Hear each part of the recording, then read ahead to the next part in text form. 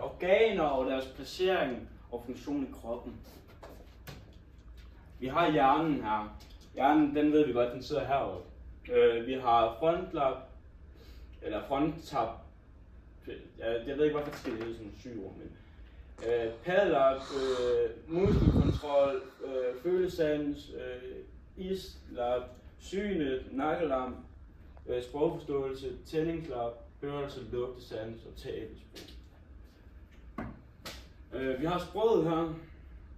Den er der. Så sidder lige sådan. Den er næsten den allernederste. Jeg kan ikke finde noget her. Så, ja. Og så har vi tempo, og den sidder lige, skal vi se, hvor den er henne. Så lige der. Og det er sådan en hukommelse, du kan huske, og følelsesmæssigt, sådan det er. Sådan det er, at du skal ikke stoppe. Så det er, at du kan blive lidt ked af det, hvis der er noget, der er galt. Og så har du lugte. Du kan lugte noget, hvis der er noget, der lugter gylde eller sådan noget. Og hørelse, det ved du godt, der. Det er jo godt. Og så har vi lungerne. Lungerne tilfører ilt rundt og fjerner kuldioxid, og lungerne sidder lige her.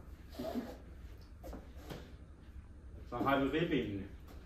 Ribbenene, de beskytter jo sådan hjertet og lungerne, som er nok af de mest vigtige organer, vi har. Fordi uden hjertet, så kunne vi jo ikke overleve. Vi kan godt leve med en lunge, men den skulle gerne kunne hele sig sammen igen, hvis du har brækket et ribben for eksempel og punkteret en lunge. Du kan godt overleve med den. Ja, reparere sig selv, det er så skidesmart. Har vi hjertet. Hjertet er den, som der pumper sådan blod rundt i hele kroppen. Derfor, hvis du er oppe og træne, for eksempel, vil du nogle gange se nogen, der har nogle veins og sådan noget. Det er fordi blodet det pumpes meget hurtigere rundt og sådan noget. Så ja, vil du se det. Jeg har faktisk mange veins. Jeg ved ikke, om det er fordi mit hjerte det pumper, eller det er bare gener. Så har vi milten, og milten den sidder lige her.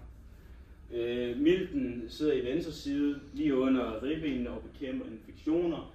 Ikke nok med, at milten hjælper med at bidrage med immunforsvaret, altså sådan, du ikke bliver sådan syg så nemt. Nogen, hvis de er kyssesyge, så kan der smilt springe, og det bliver syge, og de kan dø af det. De må ikke drikke alkohol, for eksempel. Ja, de må heller ikke dyrke for meget sport, og ja. Der er også mange ting, man bruger, hvis man ødelægger det her. Du kan også dø af det. Leveren den sidder lige her, sådan lige nederst for ribbenene.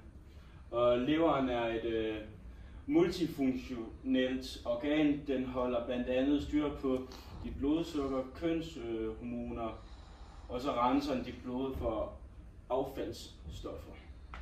Den er pissevigtig. Mavesækken. Mavesækken, det som I kan se, ja, så sidder den store ting, den sidder lige her. Jo, faktisk lige her. Mavesækken er et hugleorgan, som ligger i forlængelse med spiserøret og opbevarer en nedbryder den mad, vi indtager. Den modtager enzymer fra bugspytkirtlen og galleblæren og sender et let fordøjet mad videre i tyndtarmen. Tyktarmen er den sidste del af mavekanalerne, der opbevarer maden og vitaminerne. Den kan I få se, den sidder lige her. Den nok fylder mest af den. Så har vi tyndtarmen. Der var det meste af næringsstofferne fra vores mad bliver optaget. Det er også mega vigtigt. Nyrerne. Nyrerne de sidder lige her, og så går de så ned til, ja, vi kan se hvad. Jeg vil lige sige det. Hvor mange minutter er det på? 4,5. 4 hvad? 4,5. Okay, godt. Du kan godt overleve med en nyre. For eksempel min far, han er lige blevet opereret. Han har så 3 nyrer nu, men de 2 andre, de væsner så over tiden. Så ja, du kan godt overleve med nyrerne, og de renser ja, faktisk det hele. Så du bliver så syg og sådan noget.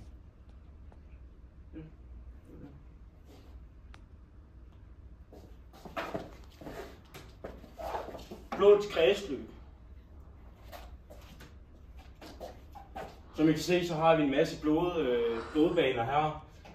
Og den største blodbane vi har, de sidder lige her. Og det er fandme vigtigt, at der ikke sker noget med det, fordi så er du færdig inden for et minut. Ja, og hjertet det pumper jo selvfølgelig blodet rundt.